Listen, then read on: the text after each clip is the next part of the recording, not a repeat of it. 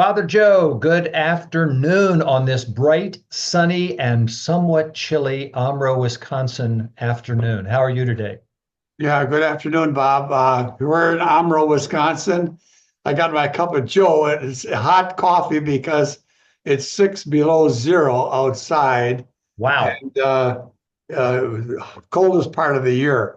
So anyway, but we survive. Okay.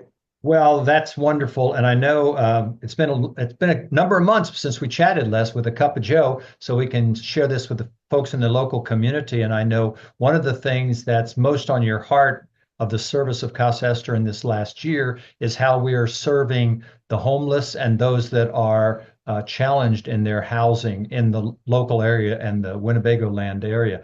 And my gosh, when it's 6 degrees outside, never more important than ever. How have things been going? How have things been changing as far as the needs in the community that we're able to serve?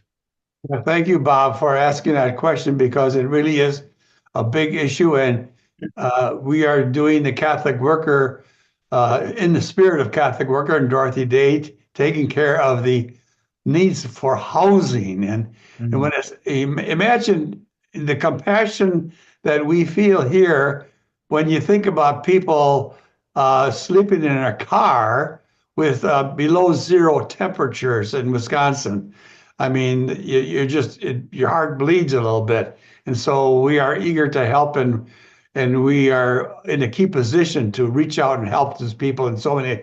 So housing is really becoming an increasing problem nationwide. Yeah, And I'm sure you've seen news, and yeah. certainly locally here, we get we get about 60 calls a month from people who call in. People, other agencies refer them to us, and we always respond. We are one of our mottos is we always say yes, and then we do what we can. Mhm. We're not a savior, but we can always help. And not only do we give some financial aids, not a ton of money, but enough, and then we are able to guide them to other agencies. Yeah. And so we call those intakes. After we get a call, then we set up a session either by Zoom or in person right here at Casa Esther. And we interview them for about 20 minutes. We get their story. We hear about what their problems are. We really get into their life, and we show a lot of compassion. And two of us, my partner is Sue. She's our executive, Sarah, excuse me. She's our executive director, and we do a great job of getting all the details that we need in terms of who is the landlord and how much we can give and so forth. So it's been quite a very involving ministry for us. Yeah, I thanks for mentioning the fact that we also refer to other agencies and organizations and work with them, and they refer to us because our relationship with other organizations and agencies in the area has really been improving and improving with Sarah's leadership over the last year.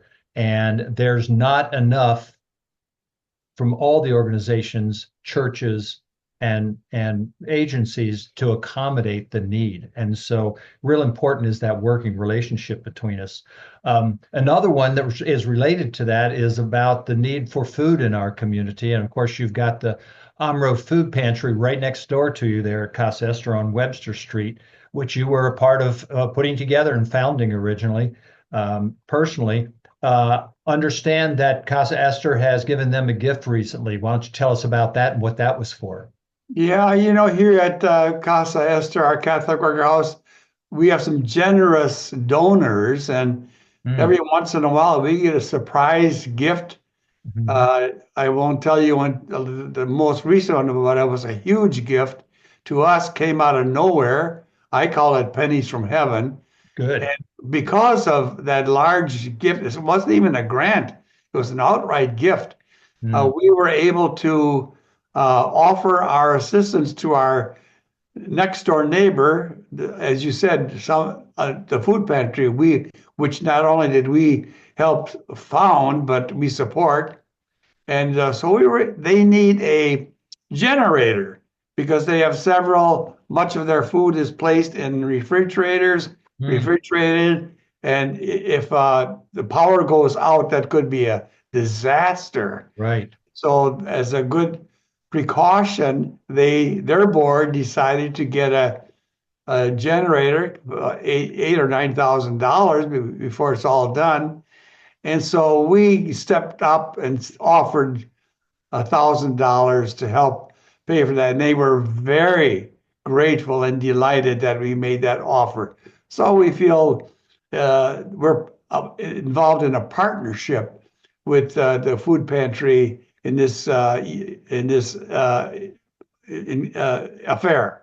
Yeah, it's so important to the generosity of those that bring food into the food pantry for those in need, not to have lose any of it just because the power went out. And of course, in the summertime, our Peter Moran garden in the backyard there, and excess that comes out of that also goes to not only the farmers markets but to the food pantries as well. So really wonderful to spend a few minutes with you today, understanding, like you said, this help with homelessness and food are at the top of the needs list these days within the community. And Casa Yep. Esther is just doing a wonderful job of providing what we can, like you said. Sure, Bob. Let me just remind everybody who's listening that we are trying to be faithful to we call them the three pillars of the Mhm. Catholic worker movement, which is hospitality, gardens, or agronomic university,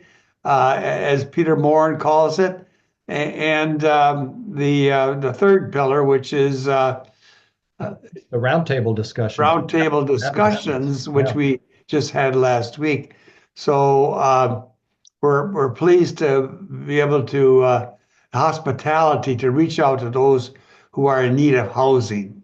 Yeah, and that third pillar, thank you for mentioning the third pillar because it relates to homelessness also. I know that Sarah has spent a lot of time working with the local agencies, law enforcement agencies, and elected officials to not have homelessness be criminalized. We need to take care of our fellow brothers and sisters on this planet, not make them a criminal because of the ill times that they've fallen on. So thanks so much for spending time with us today, Father Joe. Let's get together again real soon, okay? Well, very good, and thank you for your work. And we're greetings to all and blessings to all. I'm fond of saying that our blessings always work. It's God who gives the blessings, but we have the privilege of dispensing them to all of you. God bless you all.